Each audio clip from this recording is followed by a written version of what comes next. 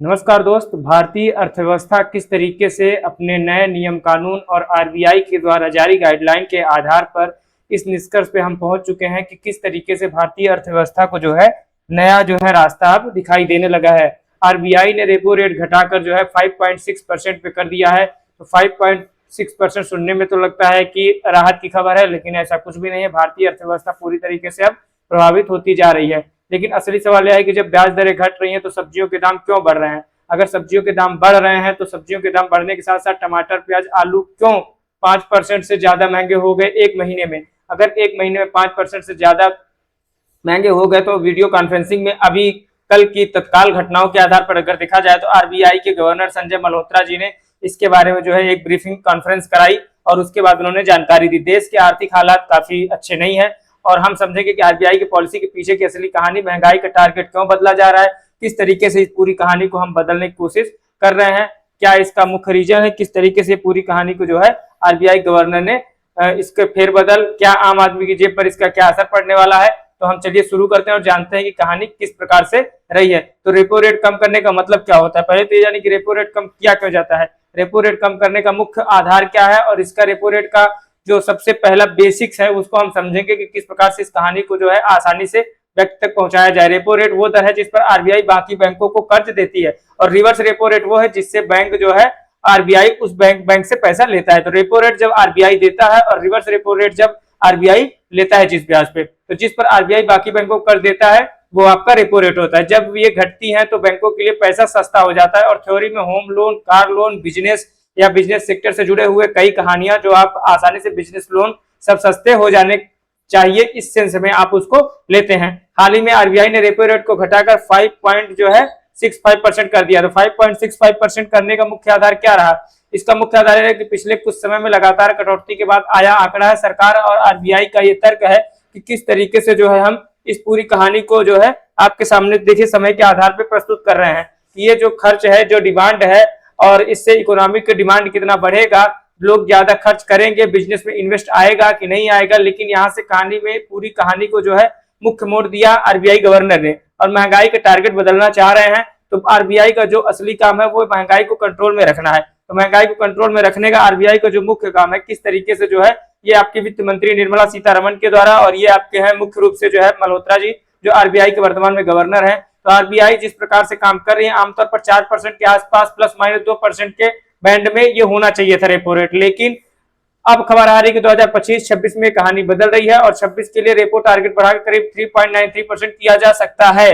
अब 3.93% अगर ये बढ़ा के करेंगे तो जो कि पहले के अनुमान से ज्यादा है, तो सवाल यह है कि आरबीआई को अचानक टारगेट क्यों बदलना पड़ रहा है। टारगेट इसलिए बदलना पड़ रहा है क्योंकि आर्थिक हालात ईरान, अमेरिका और इजराइल के युद्ध के कारण आर्थिक हालात काफी गड़बड़ हुए और गड़बड़ होने के साथ साथ इसमें जो जवाब छिपा हुआ है फूड इन्फ्लेशन का, इसके आंकड़े लगातार गिरते जा रहे हैं। कई महीनों से आप देखेंगे तो लोगों की आसान जो जीवन है वो पूरी तरीके से बिगड़ चुका है। पूरी लाइमलाइट व्यक्ति के लिए आधारहीन बनती जा रही है और जो महीने में फल, सब्जियां, महंगाई दर करीब 4.38% रही, जबकि पहले के अनुमान में ये सिर्फ 3.93% रही, इसके आसपास मानी जा रही है। यानी कि मामला पहले से ज्यादा, यानी सब्जियां अनुमान से कहीं ज्यादा महंगी हुई। अगर सब्जियां अनुमान से कहीं ज्यादा महंगी हुई तो उसका मुख्य आधार क्या रहा। अगर सब्जियां अनुमान से ज्यादा और सिर्फ मई महीने ही सब्जियों के दाम लगभग 5.32% का उछाल दर्ज हुआ। अब ये देखेंगे कोई मामूली बदलाव हुआ कि नहीं हुआ। 5.32% के उछाल दर्ज होने के लिए कोई मामूली बदलाव नहीं है, ये सीधा असर डालता है आपके किचन के बजट पे। अगर किचन का बजट गड़बड़ाएगा तो सेगमेंट पूरी तरीके से आपका बदल जाएगा और अगर आपका सेगमेंट बदलता है तो पूरी कहानी, पूरी अर्थव्यवस्था आपकी उस आधारहीन हो जाएगी। हम समझेंगे कि अगर इस रेट जो कट, महंगाई का जो टकराव है एक दूसरे से, चाहे वो आरबीआई हो चाहे वित्त मंत्रालय है, किस तरीके से एक दूसरे की होस्टिंग को छीना जा रहा है। अब यहाँ असली दिलचस्पी की बात आती है। एक तरफ आरबीआई की ब्याज दर, आरबीआई की कहानी, आरबीआई का ब्याज दरों में घटना ताकि इकोनॉमी पैसा फ्लो करे, दूसरी तरफ महंगाई, दूसरी तरफ ये पूरा आंकड़ा, खासकर फूड इन्फ्लेशन का, ये फूड इन्फ्लेशन जो पूरी तरीके से ऊपर जा रही है। ये दोनों चीजें आमतौर पर एक दूसरे के खिलाफ काम करती हैं। अब मसला ये है कि अगर ये कहानी इसी तरीके से चलती रहेगी और आरबीआई अपने आधारहीन कामों को पूरी तरीके से वित्त मंत्रालय के ऊपर समझौते के तहत इस चीज को काम करता रहेगा तो रेट कट का मतलब सस्ता पैसा और ज्यादा डिमांड में मामला बढ़ जाएगा। लेकिन ज्यादा डिमांड अक्सर महंगाई को और हवा देता है। सीधी सी बात है, चीजें डिमांड में अगर आ जाएंगी तो महंगाई को हवा दी जाएगी। और तो आरबीआई का यह दाव कि आने वाले महीनों में मानसून और सप्लाई साइड सुधरने से सब्जियों के दाम अपने आप नीचे आ जाएंगे। लेकिन सब्जियों के दाम नीचे आने का मुख्य आधार क्या है? मुख्य आधार एक सब्जी के दाम अपने आप नीचे आ जाएंगे तब तक इकोनॉमिक ग्रोथ सपोर्ट देना ज्यादा जरूरी है। ये एक कैलकुलेटिव रिस्क है जो पूरी तरीके से आपको आधारहीन दिखाई देता है और इतिहास गवाह है ऐसे फैसले हमेशा सही साबित नहीं हुए हैं और सही साबित हमेशा नहीं, कभी भी सही साबित नहीं हुए हैं। और मुख्य मुद्दा आता है अब आपके पास जो है किसान का, आम आदमी का। आम आदमी किस तरीके से इससे प्रभावित होता है, आम आदमी के लिए इस पे क्या असर है, आम आदमी किस तरीके से इस कहानी में जो है कहीं भी दिखाई नहीं दे रहा है। तो सरकार इस पे क्या चर्चा करती है, क्या इस पर विचार होता है और ये कहानी आपकी जिंदगी पर क्या असर डालती है या आम आदमी की जिंदगी पर क्या असर डालती है, इस कहानी को हम थोड़ा समझेंगे। अगर आप देखेंगे तो होम लोन, जो होम लोन होता है, होम लोन या कोई और लोन जो लोगों ने ले रखा है, तो ईएमआई में राहत मिलने की उम्मीद बढ़ जाती है। लेकिन ईएमआई में राहत बढ़ने की उम्मीद किस आधार पर मिलेगी? जब दूसरा आप लोन, जो दूसरे सेक्टर के आप लोन है उनको आधारहीन तरीके से आपने जो है सही समय पे उसको चुकता कर दिया। लेकिन दूसरा, अगर आप हर दिन सब्जी भाजी खरीदने वाले आम भारतीय हैं तो इस बात को ध्यान रखेंगे कि अगले कुछ महीनों में किचन का बजट थोड़ा टाइट रह सकता है। जिस प्रकार से स्थिति और परिस्थिति दिखाई दे रही है, थोड़ा खासकर मानसून के इस दौर में, चूंकि मानसून प्रभावित हो रहा है और मानसून के कारण ही पूरी कहानी आपके सामने लाई जा रही है। और जो ये पूरा दौर है ये पूरी तरीके से परिवर्तन कर रहा है। निवेशकों के लिए रेट कट का मतलब अक्सर होता है स्टॉक मार्केट के लिए पॉजिटिव सिग्नल। क्योंकि निवेशक जो होता है वो पैसे लगाता है शेयर मार्केट में, तो उसके लिए पॉजिटिव सिग्नल रहेगा इस महीने का। लेकिन बॉन्ड और फिक्स्ड डिपॉजिट पर रिटर्न कम हो सकता है। रिटर्न का आधार क्या है? रिटर्न का आधार सिर्फ ये रहा है कि किस तरीके से जो है किचन को आसानी से सावधानी पूर्वक चलाया जाए। लेकिन फिक्स्ड डिपॉजिट और रिटर्न का क्लोजिंग जो पूरा एरिया है, कुल मिलाकर अगर आप इसको एक सामान्य तरीके से समझेंगे तो आरबीआई ग्रोथ महंगाई के बीच एक बहुत नाजुक बैलेंस बनाने की कोशिश कर रहा है।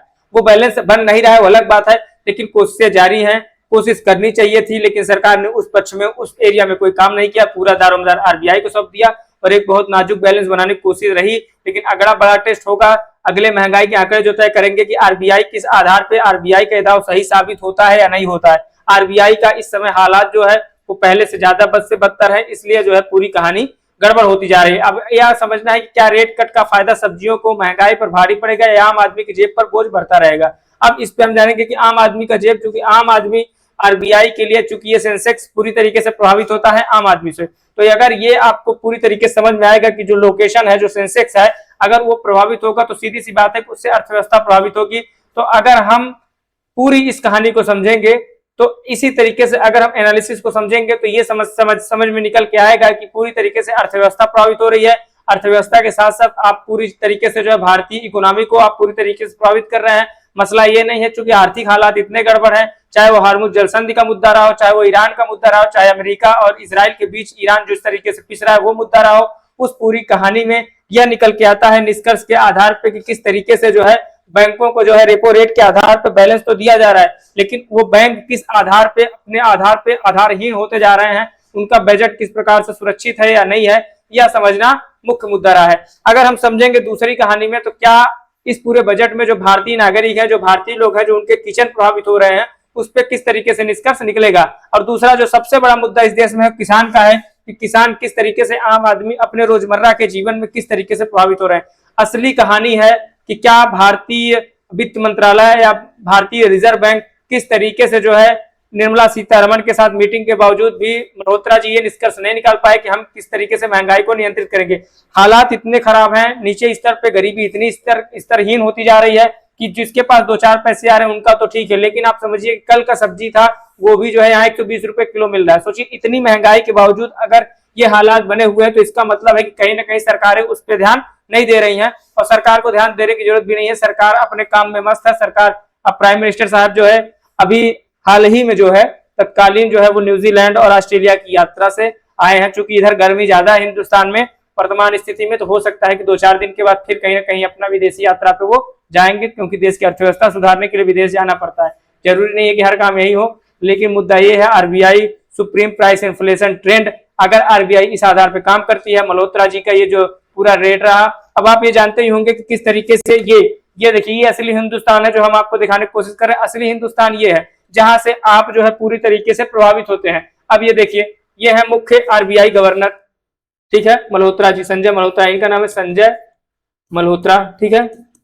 आपको ये पता है कि आरबीआई में 2 उप गवर्नर भी होते हैं, तो एक ये है और ये भाई साहब है, ठीक है, ये जैन जी है, ठीक है, मनीष जैन इनका नाम है। तो अब मुख्य मुद्दा ये है कि इस तरीके की अगर कार्यक्रम को आप देखेंगे तो रेपो रेट 5.65% पे इन्होंने लाके टिकाया हुआ है एज ऑफ करंट रेट, ठीक है। तो अक्टूबर जो है यहां से आप देखिए, तो अगर आप 5.65% पे आप रेपो रेट, अब रेपो रेट के बारे में समझ लीजिए कि मुख्य मुद्दा रेपो रेट का रहा क्या है। Repo rate reserve bank RBI द्वारा जो रेट मार्केट में या जो रेट बैंकों को पैसा देता है आरबीआई, उसको हम बोलते हैं रेपो रेट। उस रेट पे जो है आरबीआई जो है पैसा देता है किसको, बैंकों को। जैसे मान लीजिए कोई प्राइवेट या सरकारी बैंक है, जैसे एसबीआई हो गया, बीओबी हो गया, या तमाम आईसीआईसीआई बैंक हो गए, इस रेट पे बैंक आरबीआई पैसा देता है। और जब वो पैसा रिटर्न लेता है तो उसको रिवर्स रेपो रेट बोलते हैं। उस रेपो रेट से वो पैसा को रिटर्न लेता है, उसको हम रिवर्स रेपो रेट बोलते हैं। मुद्दा ये था। अब समझेंगे हम दूसरी कहानी को। अब देखिए कि यहाँ पे जो होम लोन है और ईएमआई कैलकुलेटर है, एक फायदा यहाँ पे ये दिया गया कि होम लोन को जो है और ईएमआई कैलकुलेशन को थोड़ा आसान बनाया गया। आसान भाषा में समझेंगे तो ईएमआई को जो है आप देखते होंगे आजकल एक राजनीति है ईएमआई का। हर चीज, कोई भी स्थिति है, आपके पास 2-4 पैसे जेब में आ गए हैं, आप सीधा चले गए एक मोबाइल ले लिया एप्पल का। एप्पल का मोबाइल कितने का लिया है आपने, मान लीजिए 80,000 का। अब 80,000 में आपके पास बजट है 30,000 का, आप उसमें हर महीने 8,000 के ईएमआई बढ़ा दिए, आपकी स्थिति और बिगड़ गई। तो ईएमआई का जो एक कल्चर आया हुआ है हिंदुस्तान में, ईएमआई जो कल्चर है ये पूरी तरीके से जो है गड़बड़ है। व्यक्ति को जो सबसे ज्यादा प्रभावित किया है, जो सबसे ज्यादा गरीबी आदमी झेल रहा है, वो ईएमआई के कारण झेल रहा है। हर चीज में ईएमआई, हर चीज में ईएमआई, हर महीने जो है उसका किस्त में ही जा रहा है। तो इसीलिए जो है इस बात का भी ध्यान रखना है कि आप अपनी आर्थिक हालात को बनाने के लिए आप इकोनॉमिक रूप से मजबूत हो, तभी आप ईएमआई कराएं, वरना हर चीज में ईएमआई करा देने से आपके आर्थिक हालात गड़बड़ होंगे, पूरी तरीके से आपकी जो निजी जीवन है वो भी प्रभावित होगा। अब मुख्य फायदा जो है होम लोन का है।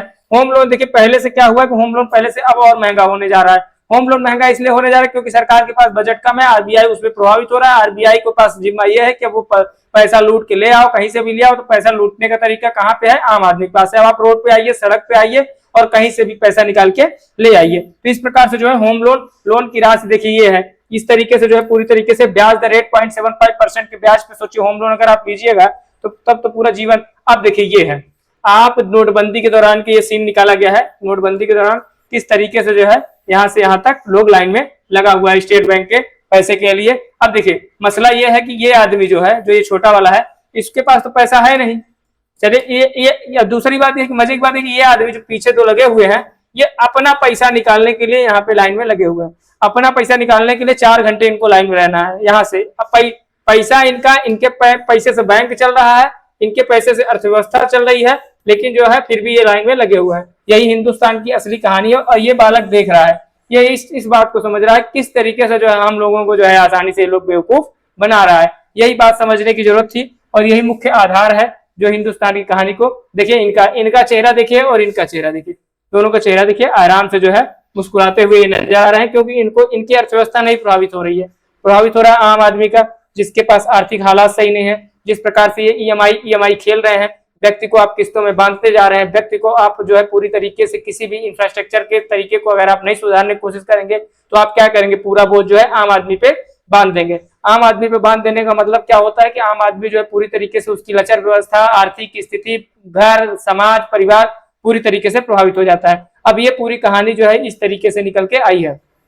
मुख्य मुद्दा यहाँ पे नहीं था। मुख्य मुद्दा यह था कि जो निर्मला सीतारमण जी, ये हमारी जो वित्त मंत्री हैं निर्मला जी, इनको खुद मुख्य आधार यह है कि ये दिल्ली यूनिवर्सिटी से पढ़ी हुई हैं। आम बात नहीं है, दिल्ली यूनिवर्सिटी से शायद जेएनयू से पढ़ी हुई है, जेएनयू से ये पढ़ी हुई है, लेकिन इनको खुद नहीं पता है पूरे आधारहीन बातों का चर्चा विचर्चा जो करती हैं कि जो है इस सेगमेंट में अगर आप देखेंगे तो कोई भी व्यक्ति किस प्रकार से अपने पावर का उपयोग और दुरुपयोग कैसे करता है, इनके बयानों से आपको देखने से आसानी से मिल जाएगा। इसे पिछली बार जिस प्रकार से क्वेश्चन पूछे गए, जिस प्रकार से इन्होंने आंसर देखा है, आप इंग्लिश इंटरव्यू देखेंगे तो आपको चीजों को समझ में आएगा कि कोई बात किस तरीके से। और दूसरी बात है कि ये चेन्नई तमिलनाडु से आती है, एक पढ़े लिखे स्टेट से, ये चेन्नई तमिलनाडु से आती है। मुख्य मुद्दा ये है कि तमिलनाडु साउथ इंडिया कितना एजुकेटेड है, साउथ इंडिया कितना एजुकेटेड है, लेकिन मसला ये नहीं है। मसला यह है कि यहाँ 1 मैन आर्मी है। यहाँ हमारे जो भारत सरकार है उसमें 2 ही आदमी चला रहा है, 2 ही आदमी देख रहा है, 2 ही आदमी समझ रहा है, 2 ही आदमी अंदर है, 2 ही आदमी बाहर है। ये सब सिर्फ मोहरे हैं जो पूरी तरीके से जो है इस्तेमाल होते हैं। इन सब का क्या है, इस्तेमाल होने के लिए सब बने हुए। इनका तो कोई महत्व ही नहीं। आरबीआई गवर्नर, ये गवर्नर साहब का पता नहीं इसलिए कभी इनका ब्रीफिंग भी आज तक नहीं आया। किस तरीके से जो है ये अपना एक देश का जो सबसे मुख्य बैंक है RBI, reserve bank of India. अब आपको ये बताना है कि रिजर्व बैंक ऑफ इंडिया की स्थापना कब हुई थी, इसको आप जरूर कमेंट बॉक्स में बताइएगा। रिजर्व बैंक ऑफ इंडिया की स्थापना कब और किसके किस समिति के आधार पे ये जो है आरबीआई जो है इसको बनाया गया था। तो ये बात को आपको थोड़ा समझना है। ये आपका आरबीआई है, ये आपके है पूरी तरीके से जो है मल्होत्रा जी, संजय गवर्नर है आरबीआई के, संजय मल्होत्रा जी। तो ये पूरी कहानी रहे भारतीय अर्थव्यवस्था को समझने का, भारतीय अर्थव्यवस्था को देखने का। और ये पूरी कहानी जो आपको हमने बताई है, मुख्य आधार यही रहा है कि आने वाला समय भारत और भारतीय इतिहास के लिए और परिवर्तनशील रहा है। जो अब मुख्य मुद्दा है वो ये है कि किस तरीके से हम इस इकोनॉमी को आसानी से रोक पाएंगे, किस तरीके से बढ़ती महंगाई को आसानी से संभाल पाएंगे। अगर ये महंगाई नहीं संभली, ये स्थिति नहीं संभली, वैसे भी जमीनी स्तर पर स्थिति बहुत बद से बदतर है, बहुत ही ज्यादा खराब है। तो समझना यही है कि अगर स्थिति इस प्रकार से बनी रही, स्थिति इसी प्रकार से सामान्य रही, तो आने वाला समय इस बात के लिए जवाबदेह होगा कि किस तरीके से हमारी अर्थव्यवस्था, किस तरीके से वित्त मंत्रालय, किस तरीके से आरबीआई इस देश को चलाने में असक्षम रहा या पूरी तरीके से फेल रहा। ठीक है, इसलिए तब तक के लिए हम इस बात को समझेंगे कि देश की स्थिति, परिस्थिति, रेपो रेट हो, रिवर्स रेपो रेट हो या जैसे भी हो, कम से कम महंगाई पे कंट्रोल बहुत जरूरी है। सब्जियां इतनी महंगी हैं, टमाटर, फल और आम और तमाम चीजें इतनी जरूरत से ज्यादा महंगी है कि आम आदमी के बजट से, आम आदमी के रडार से चीजें बाहर जा रही हैं। तो यही आधार रहेगा। तब तक के लिए हम इस बात को समझेंगे कि क्या सरकारें इसी तरीके से, सरकारों को इसी तरीके से आपने समझौते के लिए या इसी तरीके से आपने किसी को सत्ता देने का विचार किया हुआ है। तब अगर आपने यही विचार किया हो तब तक तो बहुत बढ़िया बात है, नमस्कार। लेकिन अगर आप कुछ परिवर्तन चाहते हैं अपने आम जीवन में, अपने सांसारिक जीवन में, अपने नैतिक जीवन में, तो जरूर कुछ न कुछ बदलाव करिए। बदलाव के लिए जरूरी है आपकी सोच बदले, आपका देश बदलेगा, आपका समाज परिवार, तब आप जो है देश के लिए कुछ नया सोच पाएंगे। तब तक के लिए धन्यवाद, नमस्कार, थैंक यू।